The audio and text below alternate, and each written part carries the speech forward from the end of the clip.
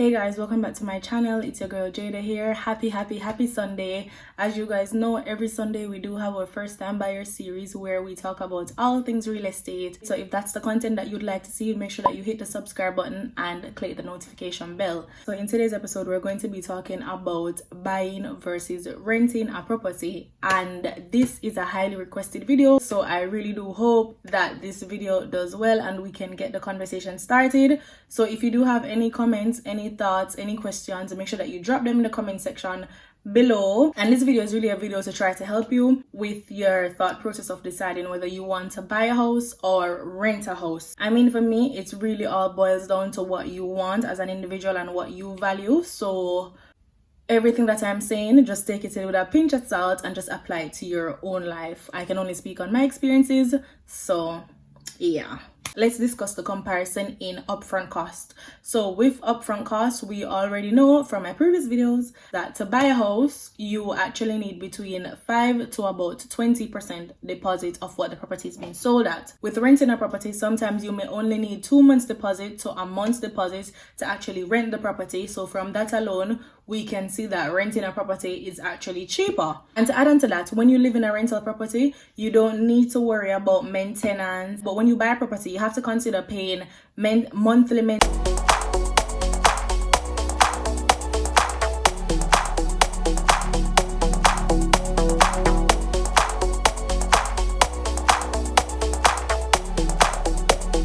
That's where the expenses end. When you buy the property, it's not yours, so you have to, in order for it to keep its value, or if you're trying to make sure that the property doesn't depreciate or get lower in value, you have to maintain it, and maintaining is expensive. And research shows that in order to maintain a property, the average cost per year is actually 1% of what the property is worth, because you have to consider stuff like landscaping. You may need pest control. That's my life right now. You may need landscaping, pest control, and if we're talking about homes in Jamaica, we also have to talk about paying for security guards. So again, renting, in that aspect, renting a house is actually cheaper than buying a house. The next reason for renting a house is that you can actually budget and plan when you rent a house. So I feel like renting a house is a lot more flexible. You get a lot more structure in your life because you can budget your monthly rent.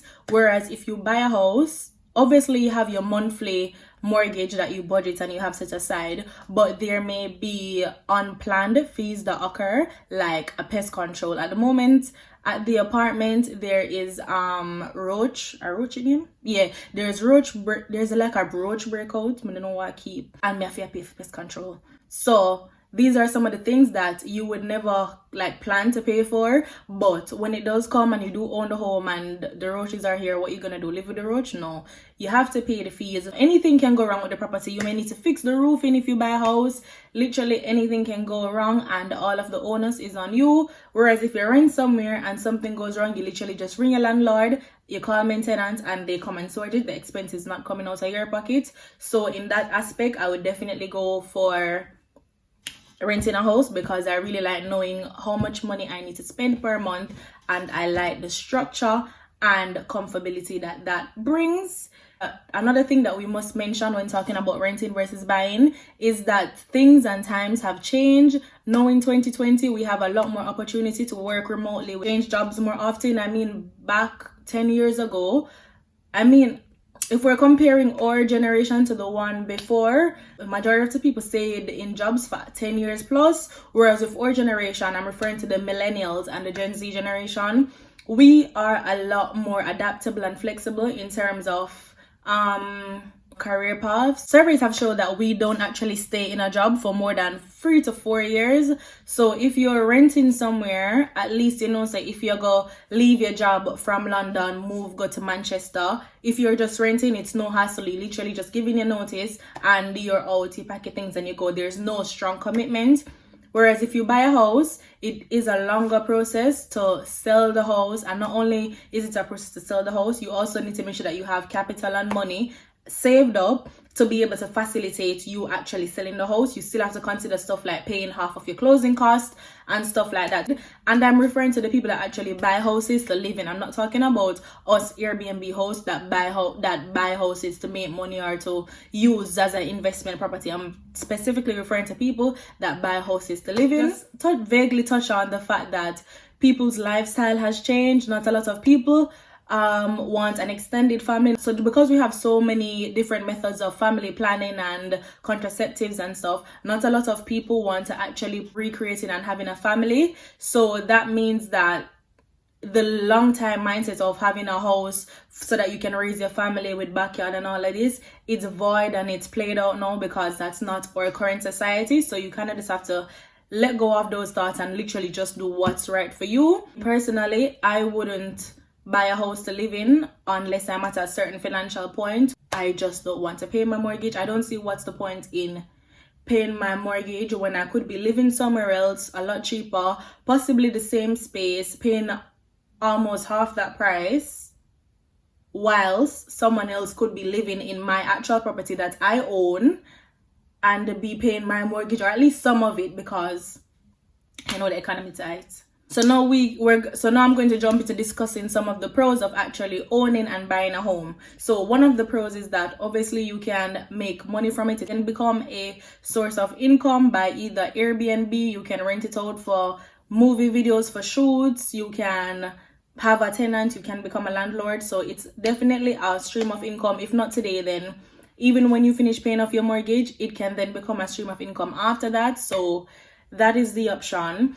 The next pro of owning the home is that once it's your, obviously I'm talking about owning the home as in paying off your mortgage now and it's all yours, it's no longer the bank's. The great thing with that is that once you own it, you can then pass it down to your kids, pass it down to family, pass it down, and that's sort of bringing in some form of generational wealth and stability, because at least you know that your kids now have the option of either renting this out and getting some money for themselves to start life, or they literally just have, it just means your kids are gonna just have a better life opportunity. That's one thing.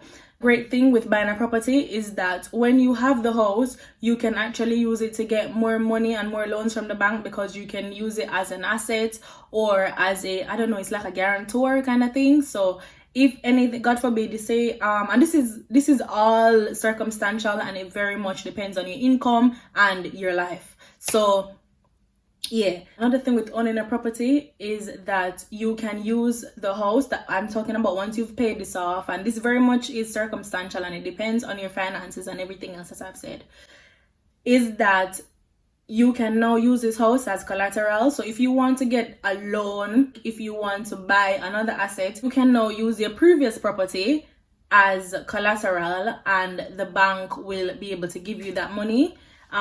This is what rich people do. People have this flawed idea that once you finish paying off your mortgage, you will now own the house and there will be no more expenses because you don't need to pay your mortgage. That is a big lie, baby girl. That is a big lie. As I've said before a million times, maintenance.